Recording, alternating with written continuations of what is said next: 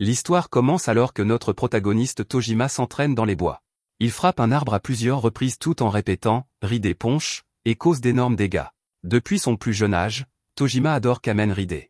Kamen Ride était un héros dans une série télévisée, et Tojima pensait qu'il était un héros à nul autre pareil. Tojima regardait chaque épisode plusieurs fois, à tel point que sa mère se demandait s'il n'avait pas un problème. Mais rien d'autre n'avait d'importance pour Tojima, car il était complètement fasciné chaque fois qu'il regardait son héros. Il encourageait toujours Ride en lui disant de ne pas laisser Shocker gagner. Shocker était une importante organisation criminelle qui servait d'ennemi à Kamen Ride dans la série télévisée. Même lorsque la mère de Tojima lui disait au revoir pour la journée, les yeux de Tojima ne quittaient pas l'écran une seule seconde. Il était complètement fasciné et il criait même les mouvements de Ride, comme « coup de pied » et « coup de poing ». Ce que Tojima admirait le plus chez Ride, c'était sa façon de toujours combattre le mal tout seul. Il protégeait la paix dans le monde avec un cœur rempli de justice, et Tojima s'était juré de devenir un jour comme lui. Tojima prenait toujours la même pose que son héros et déclarait qu'il voulait être Kamen Ride. Des années plus tard, nous retrouvons Tojima au lycée. Une fille le tire par le bras, mais il ne comprend pas pourquoi. Elle finit par rassembler son courage pour lui avouer ses sentiments et lui demander de sortir avec elle. Tojima est sous le choc, mais il répond rapidement qu'il serait ravi de l'inviter à sortir. À la surprise générale, la fille s'excuse et révèle qu'il s'agissait d'une blague. Tojima est dévasté alors que toute l'école se moque de lui, et le tyran Kitogawa révèle que la blague était son idée. Emily est en fait sa petite amie, et elle a perdu un pari où elle devait avouer ses sentiments à Tojima comme punition. Tojima s'en va simplement après avoir été humilié, et nous voyons que la fille stupide se sent mal. Une fois seul, Tojima se souvient d'un souvenir de son enfance. Il était resté à l'écart pendant qu'un groupe d'enfants jouait à pierre, papier, ciseaux. Le gagnant pouvait jouer le rôle de Ride, tandis que les autres devaient faire partie de Shocker. Tojima les regardait de haut, car il avait toujours su qu'on ne pouvait pas devenir Kamen Ride en jouant à pierre, papier, ciseaux. Ce n'étaient que des enfants stupides qui essayaient de jouer les héros, mais Tojima ne jouait jamais à faire semblant. Tojima a pris la pose caractéristique et a déclaré qu'il était sérieux. De retour au présent, Emily retrouve Tojima et s'excuse de l'avoir trompé. Elle est clairement bouleversée, alors Tojima accepte ses excuses. Ils se mettent à discuter, et Emily admet qu'il y a quelque chose de spécial chez lui. Plus de la moitié des garçons de leur école sont des punks, mais Tojima n'est pas du tout un délinquant. Cependant, elle se rend compte qu'il n'est pas tout à fait normal non plus. Tojima n'a pas d'amis, et les gens racontent qu'ils l'ont vu crier vers la rivière en prenant des pauses. Tojima ne sait pas comment réagir, mais il n'a pas besoin de le faire, car cette fille folle est séduite par son côté mystérieux. À ce moment-là, un crétin se demande si Emily a rompu avec Kitogawa et se moque de l'idée que Tojima puisse être son nouveau petit ami. Il s'appelle Ryota et rappelle à Emily que Tojima est un loser, alors elle ferait mieux de sortir avec lui à la place. Emily dit à Tojima qu'il devrait partir, mais Ryota l'en empêche. Tojima intervient immédiatement, ordonnant à Ryota de la laisser partir tout en lui infligeant une douleur intense en lui tordant le bras. Ryota tente de lui rendre son coup de poing, mais Tojima n'est pas du genre à se laisser faire et il arrête l'attaque. Tojima le relâche, mais il lui dit aussi que l'heure de la vengeance a sonné, et il anéantit Ryota d'un coup de poing dévastateur en plein visage. Les copains de Ryota tentent de le venger, mais Tojima les arrête tous les deux en même temps, à la surprise générale. Tojima déclare à nouveau que l'heure de la vengeance a sonné et utilise 2 coups de pied explosifs pour mettre les voyous à genoux. Les brutes ne peuvent que se tordre de douleur, et Emily reste sans voix, choquée par la démonstration de force de Tojima. Tojima reste stoïque comme toujours et explique simplement qu'il leur a rendu l'appareil. Tojima s'éloigne de manière théâtrale et Ryota jure de se venger. Quelques jours plus tard, Emily est capturée par d'autres voyous de l'école rivale. Elle hurle de terreur et Ryota appelle Tojima. Ryota lui demande de descendre et lui déclare la guerre pour ce qu'il a fait. Les autres élèves regardent la scène avec horreur et se demandent tout ce qu'a fait Tojima. Pour aggraver les choses, aucun membre du gang de Kitogawa n'est venu à l'école aujourd'hui, ils ne peuvent donc pas aider. Les professeurs sont également inutiles, mais cela n'a pas d'importance puisque Tojima s'est avancé. Ryota est furieux après avoir été humilié, il veut donc donner à Tojima une raclée qu'il n'oubliera jamais. Tojima a cependant un tout autre problème, car il souligne que des enfants qui se battent entre eux n'ont rien à voir avec une vraie guerre. Les enfants comme eux n'ont pas de travail et ne font même pas encore partie de la société. Tojima est dégoûté par les enfants qui parlent de gravir les échelons ou d'affronter des écoles rivales, surtout lorsqu'ils continuent à recevoir de la nourriture et de l'argent de leurs parents, et même à se laver et à dormir chez eux. Tojima déclare que le fait que des enfants comme eux parlent de guerre est tout simplement embarrassant et incroyablement puéril. Au contraire, s'ils veulent tellement se battre, ils devraient être plus mûrs, comme lui, et lutter contre le mal. Tout le monde est stupéfait de l'entendre parler ainsi, mais Emily semble tomber amoureuse. Ryota en a assez entendu, alors lui et ses sbires se précipitent tous sur lui. Tojima n'est cependant pas du genre à reculer, et il se jette à son tour sur eux. Malheureusement, il est largement surpassé en nombre, et Tojima se fait rouer de coups. Emily regarde avec horreur Tojima qui ne peut que tenter de se défendre, et la bande continue jusqu'à ce qu'ils soient tous épuisés. Tojima est dans un état pitoyable, car il vient d'être roué de coups, et Ryota déclare qu'il prendra Emily comme trophée. Emily implore de l'aide, mais tout le monde dans l'école est impuissant et ne fait rien. Dans son désespoir, Emily appelle Tojima, et son appel à l'aide remet notre héros sur pied. Il exige que tout le monde s'arrête, et tous les membres du groupe de Ryota sont stupéfaits de le voir se relever. Ils étaient persuadés que Tojima était inconscient, mais il n'en a pas fini. Tojima enlève son manteau de manière théâtrale et dit au gang qu'il n'a jamais voulu utiliser son pouvoir contre eux. Malheureusement, ils ne lui ont pas laissé le choix, alors Tojima enlève sa chemise. Ryota ne comprend pas ce que sont les marques sur le ventre de Tojima, et ils sont encore plus confus lorsqu'il prend la pose. Tojima continue son numéro en disant « Ridé », tout en prenant une autre pose et en disant « Transforme-toi ». Il bondit vers le gang avec une présence imposante et crie « Ridé fight ». Tout le monde le regarde avec stupéfaction et confusion, et Tojima finalise sa transformation en déclarant de manière théâtrale « Kamen Ridé ». Comme rien ne se passe, les voyous se mettent à rire et traitent Tojima de fou pour avoir fait toutes ces bêtises.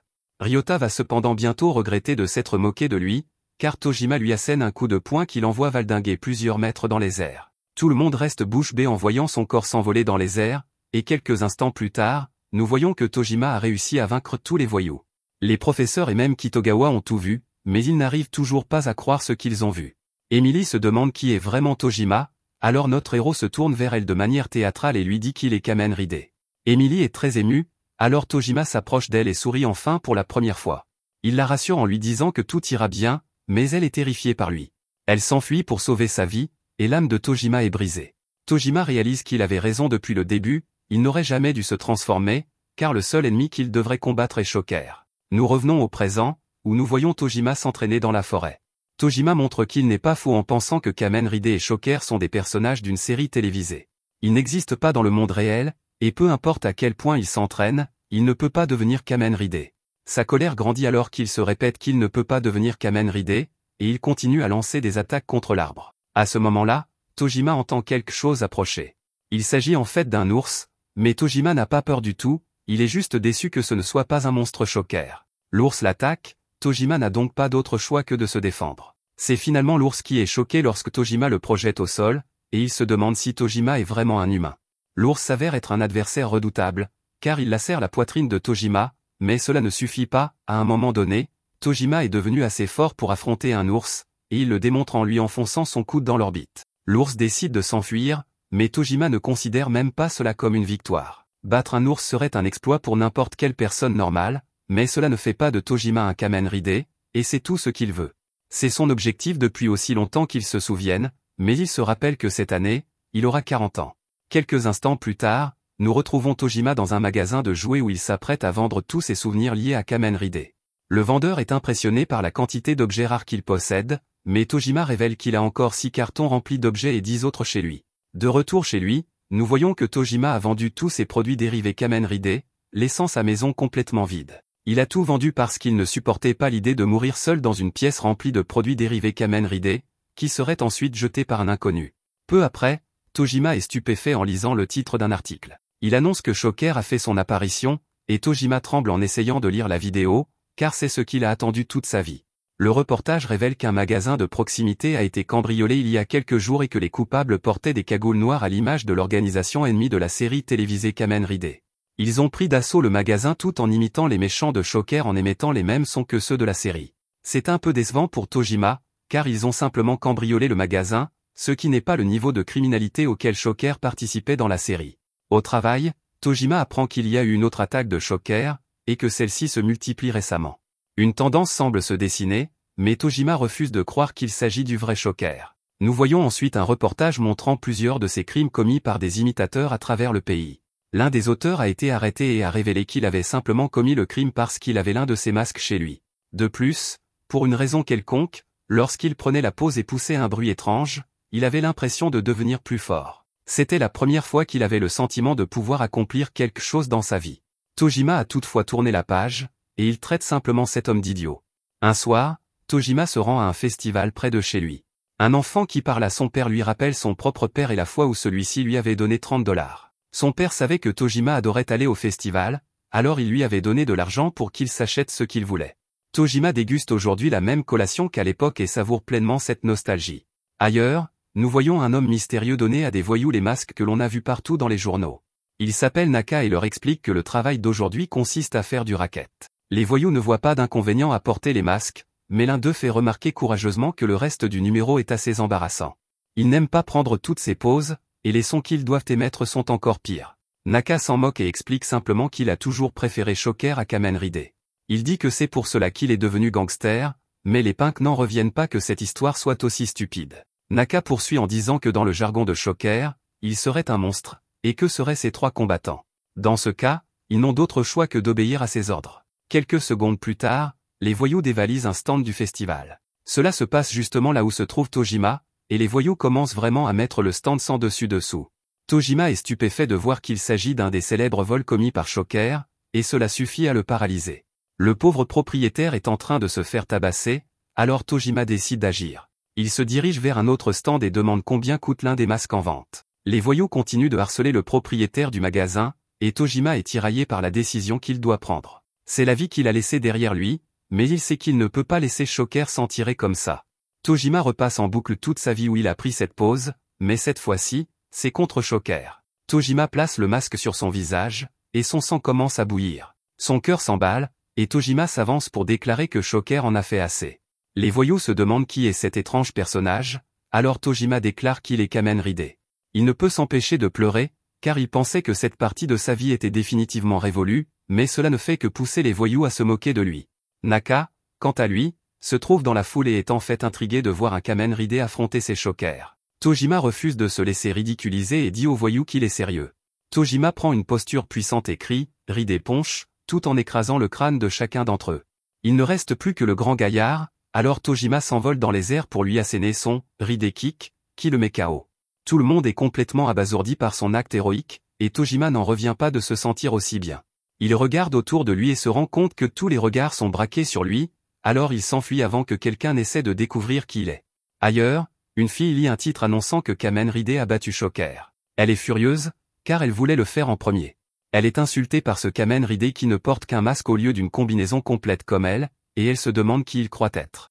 Le lendemain matin, nous rencontrons Yuriko alors qu'elle donne son cours. Elle lit un poème à ses élèves, et l'un d'entre eux s'intéresse particulièrement à ses talents d'enseignante. Le poème raconte l'histoire d'un homme qui tombe amoureux de la femme d'un autre, et elle demande à Asano, qui est très attentif, de reformuler la dernière ligne en utilisant des termes plus modernes. Ce garçon n'a pas prêté la moindre attention au cours, et il massacre complètement la phrase. Il dit que le personnage principal du poème avoue son amour à son professeur, mais ce n'est pas du tout le cas. Yuriko le corrige poliment, et Asano est complètement embarrassé lorsque toute la classe se moque de lui. De retour chez lui, Asano a du mal à contenir ses émotions en pensant à son amour pour Yuriko. Il aimerait être avec elle à ce moment précis et imagine toutes les activités raffinées qu'elle aime faire pendant son temps libre. Asano l'imagine faire des choses sophistiquées comme admirer des peintures exquises ou jouer du piano à queue. Il imagine son élégance s'exprimer pleinement alors qu'elle savoure un thé dans son jardin gracieux. Ses rêves sont cependant loin de la réalité, car Yuriko soulève des poids comme une brute. Elle grogne comme une barbare tout en soulevant des haltères et en fulminant contre le Kamen Rider qui a disparu. Yuriko le déteste de toutes ses forces parce qu'il ose se faire appeler Kamen Rider alors qu'il ne porte qu'un masque. Un regard sur son passé révèle une époque où Yuriko rentrait à la maison en pleurant après avoir été victime d'intimidation. Son père se demandait pourquoi elle ne s'était pas défendue, alors Yuriko lui expliqua que c'était parce que les intimidateurs étaient tous des garçons. Comprenant à quel point la situation était délicate, son père s'est rendu compte qu'il savait exactement ce qu'elle avait besoin de voir. Il a montré à Yuriko un épisode récent de Kamen Rider, mettant en scène le dernier Kamen Rider nommé Stranger. Bien sûr, Yuriko ne comprenait pas pourquoi il lui montrait une vieille série télévisée, mais il lui a dit de continuer à regarder. Dans cet épisode, une femme nommée Yuriko était présentée, et elle disait à Stranger qu'elle se battrait à ses côtés. Stranger était inquiet car c'était une femme, mais il fut rapidement impressionné lorsqu'elle révéla sa transformation. Yuriko était l'électro-humaine appelée Tacle, un cyborg créé par un méchant, mais elle avait décidé de se rebeller contre eux. Le père de Yuriko avait attendu le moment idéal pour montrer cela à Yuriko, car Tacle était la première femme guerrière et Kamen Rider. La petite Yuriko fut immédiatement conquise en voyant son nouveau modèle vaincre d'innombrables spires de Shocker. Tacle était une alliée des enfants bien et une guerrière vertueuse, Yuriko l'admirait donc sans limite. Bien sûr, cela impliquait de s'entraîner à l'attaque électronde de Tacle et de la terminer par sa pose caractéristique. Son père était à ses côtés, critiquant chacun de ses gestes pour s'assurer qu'elle imite parfaitement sa nouvelle idole. Il connaissait extrêmement bien tout ce qui concernait Kamen Rider, à tel point qu'il avait gravé dans son esprit tous les gestes de Tacle. Certains personnages raccourcissaient leur nom lorsqu'ils se présentaient pour que cela sonne mieux, et Tacle était l'un d'entre eux, puisqu'elle se faisait appeler Tac. Yuriko corrigea rapidement cela afin d'imiter son idole aussi fidèlement que possible, jusqu'à ce que son père lui attribue probablement une note parfaite. Une nuit, alors qu'elle était seule, Eureka utilisa son jet d'ondes électriques sur son ennemi juré le plus puissant, et renversa accidentellement quelques vidéos. Parmi elles se trouvait l'épisode 30 de Kamen Rider, un épisode qu'elle n'avait jamais vu auparavant. Yuriko, impatiente de voir son idole dans un épisode inédit, lança la vidéo, mais elle fut déconcertée par son titre. Il s'agissait de « Goodbye, Tacle », son combat final. Malheureusement, cet épisode était absolument horrible pour Yuriko. Tacle était gravement blessé par un médecin maléfique, alors afin de protéger Stranger et d'assurer la victoire, elle a activé son pouvoir ultime appelé Ultra Cyclone. Yuriko était surexcitée et avait du mal à comprendre ce qui se passait, alors tout ce qu'elle a vu ensuite, c'est une explosion qui a coûté la vie à Tacle. Assister à la mort de Tacle fut trop difficile à supporter pour la jeune Yuriko, et cette expérience traumatisante la laissa complètement dévastée. Elle plongea dans un abîme suffocant de désespoir, sans aucun espoir de salut. Finalement, le père de Yuriko rentra du travail et fut horrifié de trouver Yuriko noyée dans un océan de larmes. Alors qu'elle se remettait de cette expérience de mort imminente, Yuriko ne pouvait s'empêcher de se demander pourquoi Tacle avait dû mourir et pourquoi Stranger ne l'avait pas sauvée. Son père lui expliqua que le pouvoir ultra-cyclone de Tacle était en fait un mécanisme d'autodestruction, un coup fatal où elle sacrifiait sa vie pour vaincre l'ennemi. L'ennemi qu'elle combattait était tout simplement trop puissant, et elle n'avait pas d'autre choix. Sa vie prit fin, mais Tacle réussit à sauver la situation et à protéger Stranger. Le fait que Tacle ait sauvé Stranger apporte un certain soulagement à Yuriko, et son père ajoute que Tacle était sans aucun doute la meilleure héroïne qui ait jamais existé. C'est exactement pour cette raison qu'il a donné son nom à Yuriko. Elle défendait la justice et, même si elle était battue à plate couture, elle continuait toujours à se battre. Tacle a même continué à se battre jusqu'à la fin. Le discours de son père était exactement ce dont Yuriko avait besoin, car il a finalement réussi à réparer son cœur brisé. Peu après, le père de Yuriko lui a révélé qu'il lui avait confectionné un costume. C'était le costume de Tacle, et il a déclaré que Tacle n'était pas morte, car elle était juste devant lui. Yuriko était stupéfaite et a fondu en larmes, se demandant si elle pouvait vraiment être Tacle. Son père a également versé une larme en lui assurant qu'elle était Tacle, et Yuriko a repris confiance en elle. Yuriko a pris la pose caractéristique tout en s'annonçant comme l'humaine électromagnétique, Tac, et elle a dit à son père fier qu'elle serait désormais Tacle. Depuis lors, Yuriko s'efforce chaque jour de ressembler davantage à Tacle. Elle a aujourd'hui 24 ans et poursuit dans cette voie tout en travaillant comme enseignante. Cependant, sa haine pour ce nouveau Kamen Rider est immense, qu'elle qualifie de faux et d'imposteur. Elle refuse d'être surpassée par un imbécile qui ne fait même pas les choses correctement et déclare qu'elle est la deuxième Tacle. Elle étale sa haine pour lui sur son tableau noir, mais les élèves n'ont aucune idée de ce que cela signifie. Cette nuit-là, Nakao annonce à ses sbires qu'ils vont cambrioler 5 supérettes. Les gars n'arrivent pas à croire qu'ils continuent à faire ça et sont persuadés qu'ils vont bientôt se faire prendre s'ils continuent à multiplier les délits. Nakao ne veut toutefois pas entendre leurs plaintes et leur révèle qu'il se joindra à eux cette fois-ci. Les sbires tentent de lui dire qu'ils peuvent s'en occuper eux-mêmes, mais Nakao a un message à leur transmettre. Il explique de manière théâtrale qu'il est un combattant, mais que les gens comme lui ne sont plus très utiles de nos jours. Le mieux qu'il puisse faire, c'est de traîner les 3 autres avec lui, en agissant comme s'il était encore un enfant. Nakao dit qu'il aurait préféré ressembler à un monstre comme Spider-Man de Kamen Rider, mais les voyous ne comprennent toujours pas de quoi il parle. Son discours étant terminé, il demande à son équipe de se préparer et de s'assurer de mettre du cœur à l'ouvrage cette fois-ci. Ailleurs, Asano avoue à Yuriko qu'il l'aime. Il a à peine eu le courage de le faire, mais maintenant qu'il l'a fait, Asano s'assure de le répéter encore et encore. La déclaration d'amour de l'un de ses élèves choque Yuriko et la laisse sans voix. Non loin de là, Nakao et son groupe braquent un magasin de proximité et partent vers le suivant. Les garçons paniquent lorsqu'ils voient arriver la police, et Yuriko est stupéfaite de voir un braquage de choker se dérouler sous ses yeux. De plus, leur chef semble être assez puissant. Nakao n'a pas du tout peur de la police, alors il frappe instantanément l'un des policiers au visage. Asano est inconscient du monde qui l'entoure et continue de déclarer sa flamme à Yuriko, mais celle-ci est horrifiée en voyant Choker anéantir la police. Les voyous se demandent s'il est judicieux de frapper les policiers, mais Nakao est déjà en route vers le prochain magasin de proximité. La stupéfaction de Yuriko se transforme rapidement en horreur lorsqu'elle réalise que les voleurs Choker sont sur le point de s'enfuir. Ils sont sa proie depuis aussi longtemps qu'elle se souvienne, alors elle abandonne l'enfant et se lance à leur poursuite. Ailleurs, Tojima lit l'article sur les exploits de Kamen Rider, et il n'arrive toujours pas à croire que c'était lui. À ce moment-là, Il reste bouche bée lorsqu'il rencontre à nouveau les voleurs de Shocker. Il les interpelle pour leur signaler sa présence, mais ils n'ont aucune idée de qui il est. Tojima réalise rapidement son erreur et s'accroupit pour enfiler son costume. Il met son masque en disant « Transformation » et en prenant la pose de Kamen Rider. Les voyous le reconnaissent immédiatement comme étant celui qui les a battus l'autre jour, et Nakao n'est clairement pas content. Tojima déclare qu'il est Kamen Rider, et les émotions qui se cachent derrière cette déclaration sont toujours aussi fortes, car il recommence à pleurer. Tojima annonce qu'il les cherchait, mais les voyous ne peuvent s'empêcher de penser au fait qu'il pleure à nouveau. À proximité, Asano poursuit désespérément l'amour de sa vie, mais elle est trop concentrée sur sa cible. Cependant, les choses prennent une tournure encore plus folle pour elle lorsqu'elle aperçoit la personne qu'elle déteste le plus.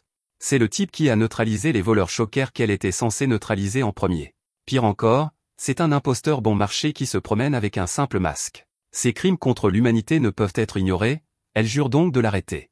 Pendant ce temps, Tojima est prêt pour le combat, il dit donc au sbire de Shocker de se lancer. Yuriko comprend clairement qu'il essaie de lui voler sa proie, mais elle refuse de le laisser faire sous ses yeux.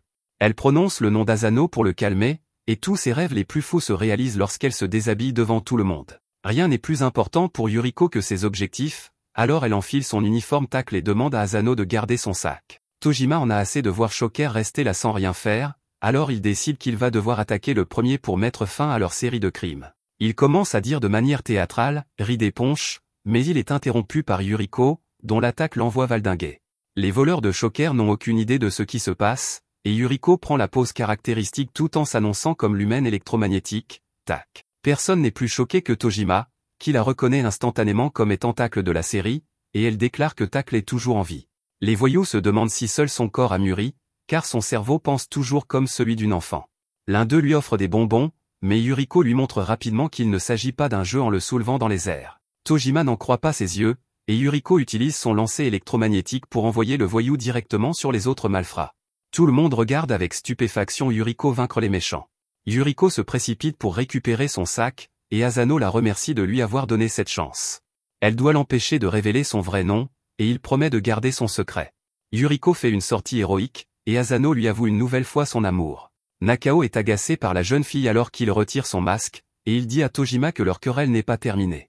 Tojima s'empresse de faire remarquer que la jeune fille l'a également frappé, mais ils n'ont pas le temps de discuter car les sirènes de police retentissent au loin. Nakao se contente de s'exclamer qu'il a toujours préféré Shocker, puis il part avec son équipe. Tojima enlève son masque et se demande qui était cette fille. Elle est un mystère total, mais il y a quelque chose d'autre chez elle qui le captive. Cette fille semble aimer Tacle autant qu'il aime Kamen Rider, voire plus. Le lendemain matin, Yuriko est ravie de voir qu'il y a cette fois des articles sur Tacle. Plus tard, Nakao et son équipe se réunissent à nouveau après avoir été vaincus. L'un d'eux se demande ce que Nakao tient dans ses mains, alors il révèle qu'il a trouvé un masque de monstre dans un magasin. Il était en solde, alors il l'a acheté et l'a un peu personnalisé à la manière de Shocker. Nakao le met et stupéfie ses subordonnés en déclarant que le porteur le transforme en un monstre connu sous le nom de Yakuza-man. Il se demande de quoi il a l'air, mais les sbires sont sans voix. Nakao est cependant tout à fait sérieux lorsqu'il fait remarquer qu'il y a désormais des motards et des tacles dans les rues. S'il y a de la place pour eux, alors il y en a aussi pour un monstre comme Yakuza-man. Il annonce qu'ils vont poursuivre leur travail cette nuit, mais les gars espèrent vraiment qu'ils ne parlent pas de ce qu'ils pensent. À leur grand désarroi, Nakao déclare qu'ils vont attaquer un autre magasin de proximité. Au Rosemart voisin, un streamer en direct discute avec ses spectateurs. Il révèle qu'il va acheter pour 100 000 yens de snacks parce que c'est un contenu haut de gamme, et il vide tout un rayon. C'est alors que les voleurs Shocker font leur apparition. Ils terrorisent tout le monde, et Nakao ordonne à la caissière de lui remettre tout l'argent. La jeune fille se contente de crier à l'aide sans bouger d'un pouce, ce qui amène Nakao à se demander pourquoi elle ne s'enfuit pas. Le streamer se cache à proximité et, au lieu de faire quoi que ce soit d'utile, décide de changer le titre de son stream en « Live Shocker Robbery, braquage Shocker en direct ». Il est sûr que des centaines de spectateurs vont affluer, mais l'un des voyous le repère. Le voyou fait remarquer que le gamin achète beaucoup trop de snacks, mais le streamer ment et prétend que c'est son dîner. Le Shocker s'inquiète que l'enfant devienne gros, mais le streamer lui fait remarquer qu'il l'est déjà. Tout cela est assez effrayant, car la vie de l'enfant pourrait être en danger, mais il est toujours excité parce que son stream fait un tabac. Il a été publié sur de nouveaux sites et les spectateurs affluent par milliers. Le nombre de ces spectateurs approche rapidement les 100 000 et il se dit que c'est enfin son moment de gloire. À proximité, nous voyons que Tojima regarde le live stream et se précipite sur place avec la justice en tête. Il remarque une fille au hasard qui se précipite à côté de lui, et ils se demandent tous les deux où ils se sont déjà vus. De retour au magasin, Un homme dit à Nakao qu'il est une nuisance. Le streamer n'en revient pas du contenu qu'il obtient, car il y a maintenant un client justicier sur les lieux. Nakao exige de savoir qui est cet homme, mais celui-ci explique simplement qu'il est là pour leur dire d'arrêter ce qu'ils font. Les voyous se demandent si cet homme se prend pour une sorte de héros, mais il se trompe complètement. À la surprise générale, cet homme prend la pose de Shocker et se transforme instantanément. Nakao et son équipe sont figés d'admiration devant ce qu'ils viennent de voir, car cet homme est clairement ce qu'il prétendait être. Le streamer est également sans voix, et les deux héros sont horrifiés par l'arrivée de cet homme. Ce dernier en a assez d'entendre parler des récents vols commis par Shocker, et il est dégoûté. Il traite Nakao et son équipe d'imposteurs de Shocker, et leur dit d'écouter attentivement le son de la vraie organisation. Merci d'avoir regardé mon résumé. N'oubliez pas d'aimer la vidéo.